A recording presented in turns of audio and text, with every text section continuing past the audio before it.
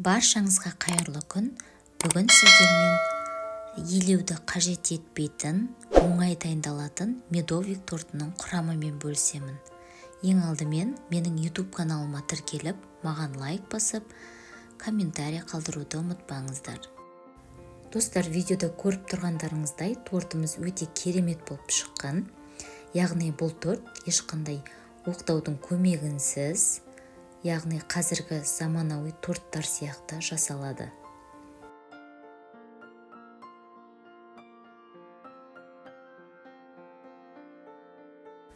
Бізге керекті заттарды алдын ала осылай дайындап аламыз. Яғни қызып тұрған кастрөлге ең алдымен таза балымызды саламыз, оның үстіне аздап тұз себеміз, қантты саламыз және де майды салып барлығын ерітіп аламыз.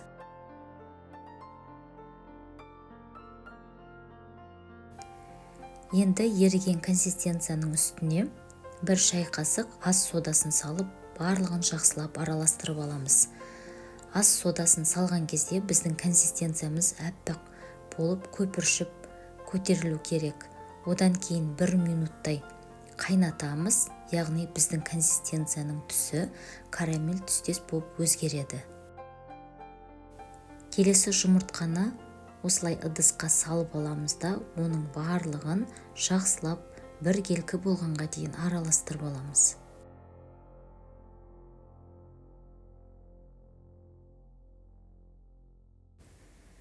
Енді жұмыртқаның үстіне бағанағы дайындап алған карамельді консистенциямызды құямыз. Консистенцияны өте ыстықтай құюға болмайды, себебі жұмыртқамыз пісіп қалады. Яғни аздап суығанын күтеміз. Енді консистенцияны біркелкі болғанға дейін венчикпен араластырып шығамыз.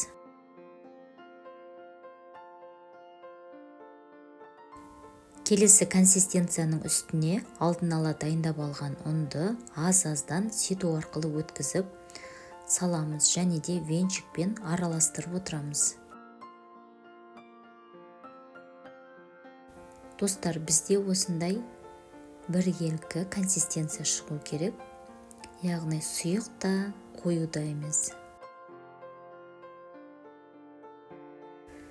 Келесі формаға алдын ала пергамент қағазын төсеп аламыз, яғни менің формамның диаметрі 30-40. Енді осы формаға жаңағы консистенцияның жарты бөлігін құйып, барлық жеріне біркелкі етіп жағып шығамыз. Келесі формаға консистенцияның екінші бөлігін салып, барлығын біркелкі етіп салып шығамыз. Енді торттың корждарын 180 градуста 10 минуттай пісіріп аламыз.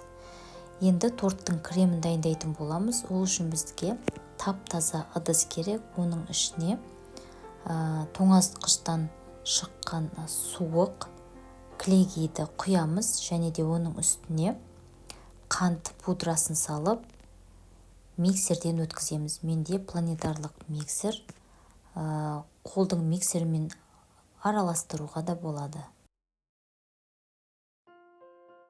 Кілегейді 3-5 минуттай қоюланғанға дейін миксерлейміз. Енді осы кілегейдің үстіне, яғни 600 грамм 20 немесе 30% қаймақты саламыз. Кремге қаймақ қосылғандықтан, яғни біз загуститель для сметаны деп аталатын осындай порошокты саламыз. Яғни бұл торттың кремін қоюландырады. Енді барлығын араластырып аламыз. Яғни 1 минуттай ғана араластырсаңыздар болады. Креміміз өте керемет дайын болды. Көріп тұрғандарыңыздай өз формасын жақсы ұстайды.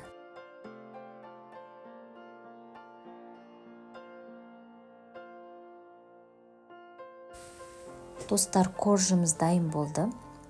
Енді осы корждың жан жағын кесіп алатын боламын. Яғни мен осындай сызғышты қолданып өлшеймін.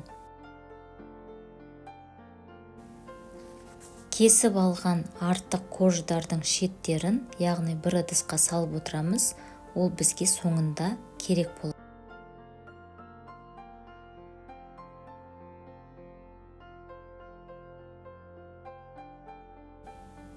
Достар, торттың креміне бір ас қасық медті салып жақсылап араластырамыз. Енді тортты жинайтын боламыз. Ең алдымен біз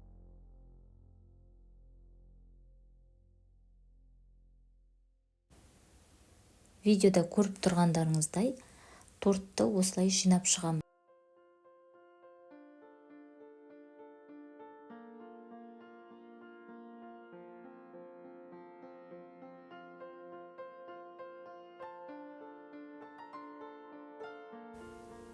Кремді торттың барлық жеріне бір келкетіп жағып шықтым.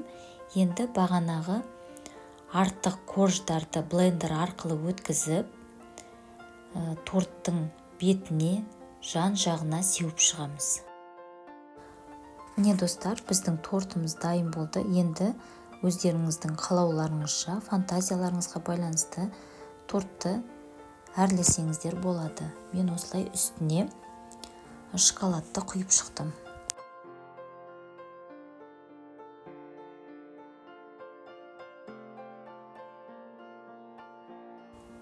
Достар, медовик торты дайын болды.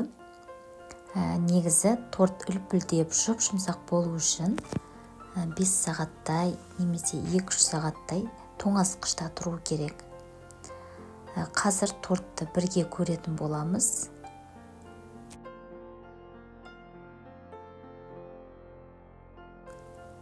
Медовик тортымыз өте керемет, дәмді, әрі үлпілдеп шыққан.